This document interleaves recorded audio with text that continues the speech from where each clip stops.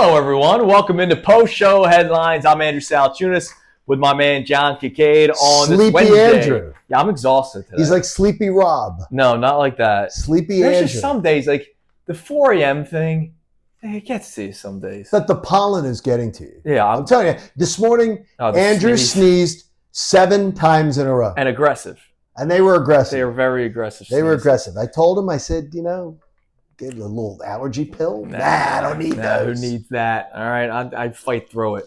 All right, 5 questions, 2 minutes each. Then we get out of here. I have 3 totally non-related sports questions. So I'm going to let you go first because I know you have a Phillies and an Eagles related discussion. And then I have 3 that one will be a story. One will be, well, they'll all be stories. Right, okay. As an Eagles fan. Yes. So every Eagles fan in our audience. Go Bears. We spend so much of our year now doing something in sports talk radio that we used to not do. We talk about salary cap. Mm-hmm. We talk about free agency and to a degree that we never ever did like 20 years ago. The Eagles Super Bowl celebration lasted like 2 weeks. And I ask people is that we spend so much time today talking in the off season about roster construction and contracts and who you can sign and who you have to dump. And we even had a discussion this morning about who will they have to dump next year and the next year in order to be able to afford players. Do you like that part of being a fan? Do you like those conversations? Or is that just part of the necessary evil of being an Eagles fan? No, it's interesting. I love it for our job. Good. Well, it's content for us. Right. So for our job, we love that. But do you love the conversation? Do you love talking about that stuff? I mean, it's a good question. Like this has been so much a part of my life now that I'm trying to remember what I would have been like had I not been doing sports talk radio for a living. But it is awesome that it seems like every day now there's something. The NFL did not used to be that way. No, the NFL is the league that never sleeps. It's the league that's a 365-day and they created sport. that. Yeah, they did. Good for them. But in the last 20 years, they've created it. Right. When I started in this business, there used to be people in our business that would go, man, we have no football till September. What are we going to talk about? Yeah, we don't have that issue. Honestly, we don't have that issue. The league constantly churns out stuff. I mean, we have the schedule release coming up. And that's become a by the way, damn 2 weeks, celebration. 2 weeks from tonight. 2 weeks from tonight, I will be it's a national day holiday for me. 2 weeks from tonight is the schedule. And then the day after, we'll do W's and L's. Might be coming down with something. But it is interesting, though. I like it, especially for our jobs, because there's literally something to talk about. But I wonder how much our fans and the people who listen to the show. Well, they want to hear us talk about the Phillies and Sixers and Flyers when necessary and when they're a story. Right. There are some days this year where people didn't want to hear the Sixers be talked about anymore because of how disappointing they were. And the Flyers have been fighting for oxygen for a while. Absolutely. So. All right, what's your Phillies-related question? Okay. We both are of the belief, in fact, we did a topic this morning about, I think saying this year is like 2012 is that's a bridge too far for me to go. It's too early to be saying something like that. But some fans on social media Joe G emails me that like once every a week. day. So, but let's just say you and I both are of the belief that for this group as constituted, this is probably the last hurrah. Yes. They're going to be looking different next year. Mm-hmm. So if that is the case, do you want Dave Dombrowski to manage this organization that way this year by going all in, which might mean parting with a top prospect to rebuild the bullpen, doing everything he can and saying, prospects be damned, in order to go at the trade deadline and give this team the best shot it's got with that starting rotation and hopefully a lineup that comes around to win a title? Do you know who you're talking to? Yeah, you don't like prospects. I don't like prospects. Like, prospects are prospects. They're not proven commodities. Okay, Aiden Miller. Yeah, okay. Aiden Miller is Andrew Painter, Aiden Miller. Put 2 names on it. Yeah. Those are 2 guys I won't trade. Okay. But, like, Justin Crawford, we're acting like he is his dad, right? Like, I don't know enough about Justin Crawford to be like, yeah, he's Carl Crawford. By the way, who had a tremendous Major League Baseball Justin career. Crawford, I can tell you this, and it's just because I'm stealing this from Baseball America, the big magazine? The big one. I saw one something of these. like that. Okay. Sure. Justin Crawford and his father do score out from scouts what they saw of Carl Crawford in the minor leagues. Justin Crawford is just a shade behind his father. Sure. And Kyle Drabeck was the next Roy Halladay. Yeah, I didn't believe that. But that's the thing. Like, how many times have you heard, I got you. Can't miss prospect, can't miss this. Brandon Marsh, can't miss prospect.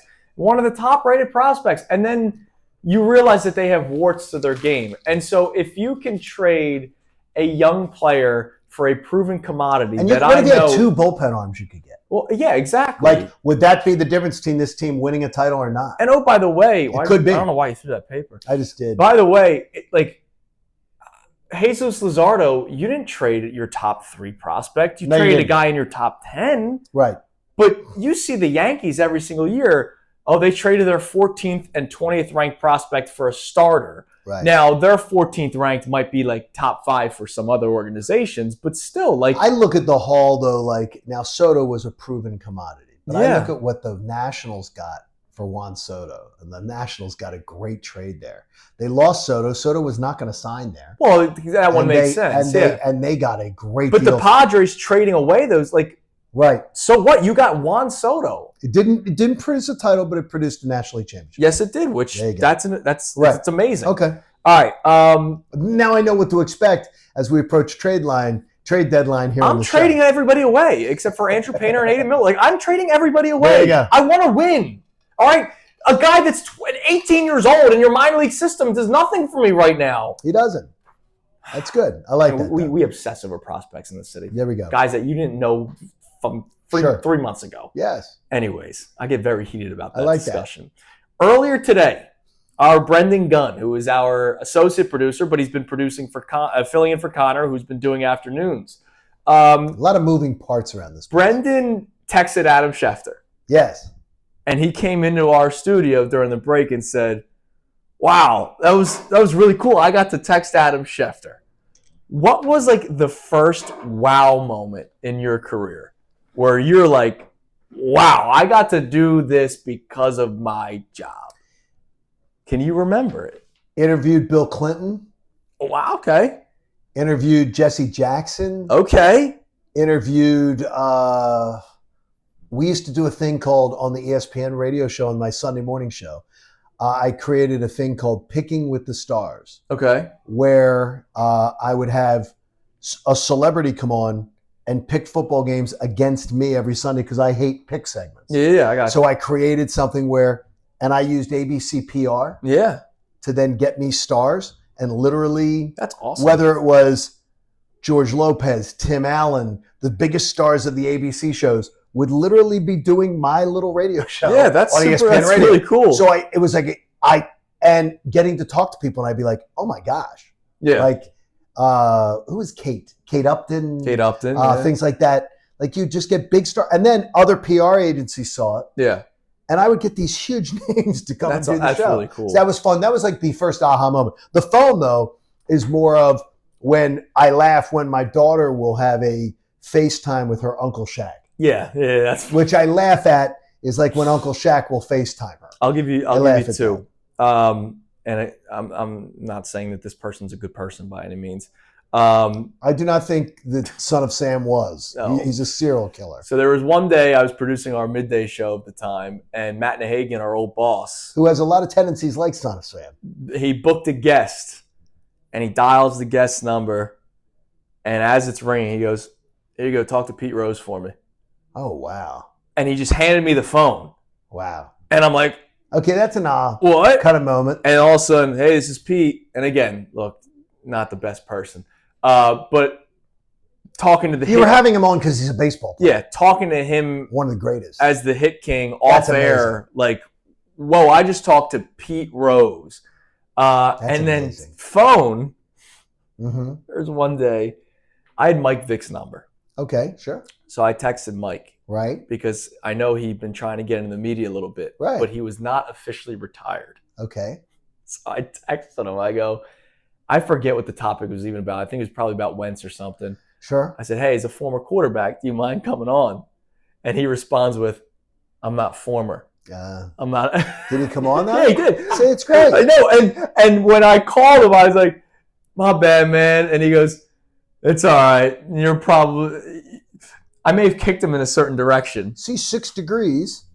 6 degrees there. Yeah. He did his first interview as a NFL player on Buck and Kincade in How about Atlanta. that? So how about that? So it's 6 degrees. So we both Salciunas. really set Mike Vick's career off. We did a lot for that. All right. You went to a restaurant that I suggested to you yesterday. Fat Salmon. Down 7th and Walnut. Great sushi spot. We loved it. Yeah. My wife, my daughter, and I went out to dinner last night. We loved it. I'm not the biggest sushi guy, but I am a huge fan of that place. Yeah. It was amazing. My wife and daughter loved it. My daughter and her friends, like she can't wait to go back with her friends. It was awesome. So take it from someone who loves sushi. I love fat salmon. My girls said, we need more recommendations from the Salciunas. All right, well, that's as far as places to hit, because my wife always is skeptical always completely skeptical. Oh, Dylan told us to go to this restaurant. Well, what is Dylan now? Like, what? I don't know. Just because Andrew likes something doesn't mean I'm going to like it. She loved it, and now it's like, we need more recommendations from the Salciunas. I'm glad that I can be your guy there. Now, that was great. That was a great hit. But this leads to a question. Okay. Have you ever gotten a suggestion and it sucked? Yes. All right. Yes. Like restaurant, TV show, whatever. Yes. Somebody and you know when people give suggestions, it's like they love it, right? Like nobody gives a subpar suggestion. They always go over the top. Oh, it's the greatest thing ever. So what can you think of it? Freaking Yellow Jackets. Did you see that yet? No. And let me warn you. You're very upset about it. Don't. It's freaking stupid.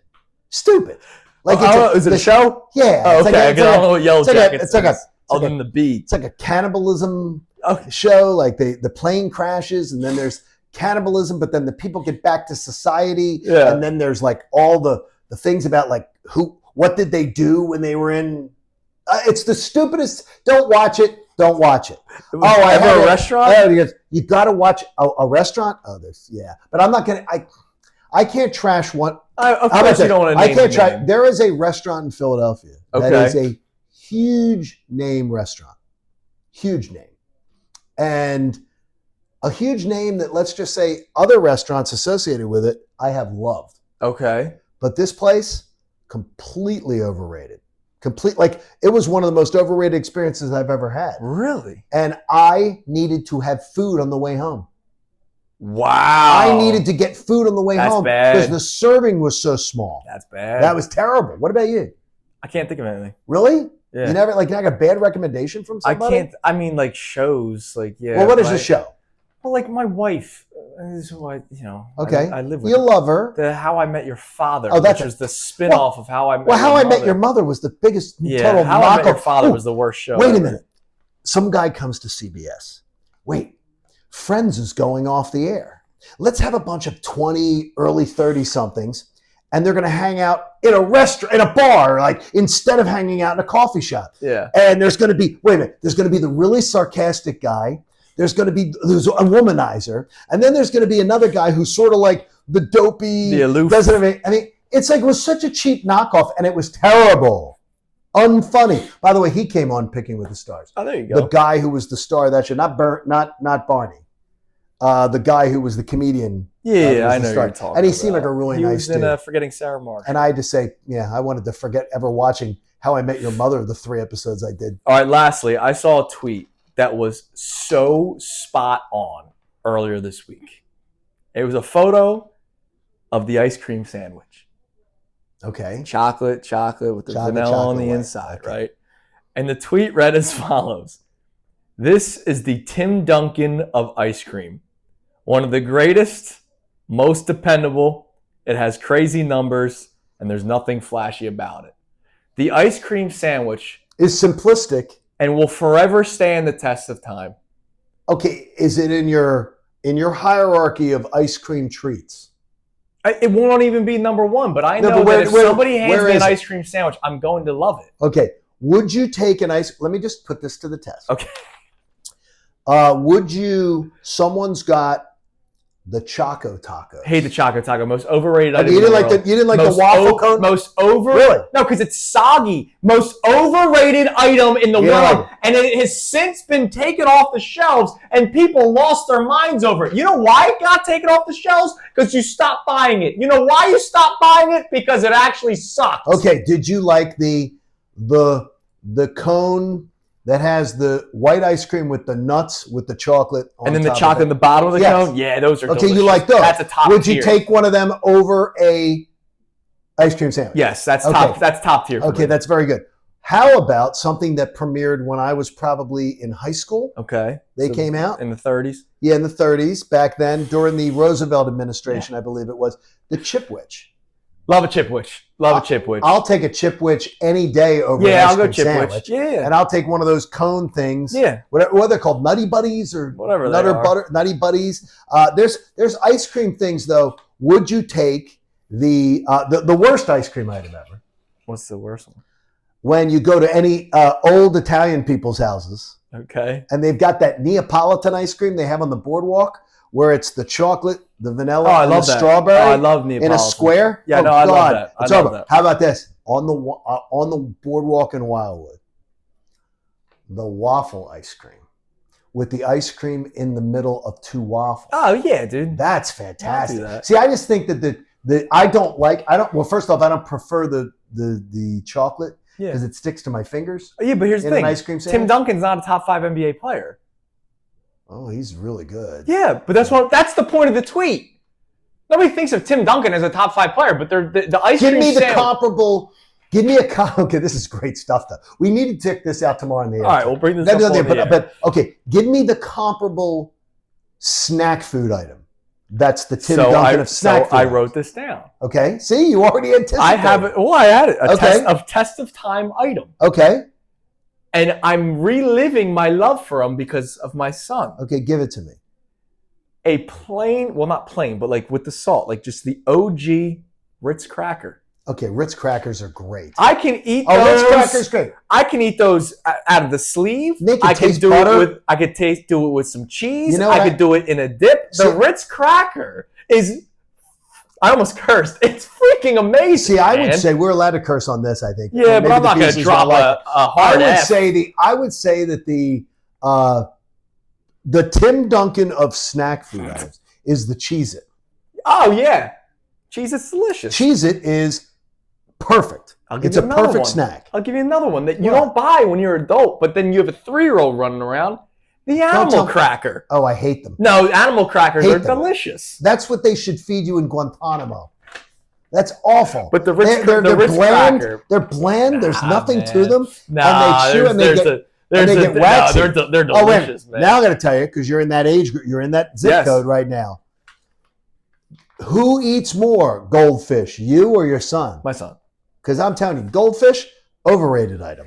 They're terrible. Unless you get different flavors. I like the different flavors. Well, no, they had the cheddar cheese. Yeah. When Liv was a kid, they had the cheddar cheese, they had the regular, and they had the pretzel. My mom got me the Frank's Red Hot goldfish one. What? Oh, dude. No, wait a minute. I didn't even know it existed. She found them at like some Aldi or something. They're not even at like your local shop right now. Okay, I need to try them. I'll find them. Even though I'm not doing the carbs, I'm trying to get ready for a little handful. Swimsuit They taste like Frank's Red Hot, but it's with the cheddar and the crunch. I love that Frank's Red Hot. I put that on everything. Damn right. All right, that was a long post-show headline. But it was fun. And we're doing that tomorrow on the show. I'll bring it up tomorrow. Yeah, that's fun because that's something that can also be carried into sports. Hell yeah, man. All right, everybody have a great rest of the day. We'll be back tomorrow. Subscribe, please. Yes, do that. See you guys. Hey guys, Andrew Salciunas from Kincade and Salciunas. Thank you for checking out all of our stuff on YouTube. Make sure you click, like, subscribe on everything that you see. And of course, you can see everything from our YouTube feed. Full shows, interviews, when John's being an idiot, which is like 15 times a day. So make sure you check out all of our stuff on YouTube. We appreciate it.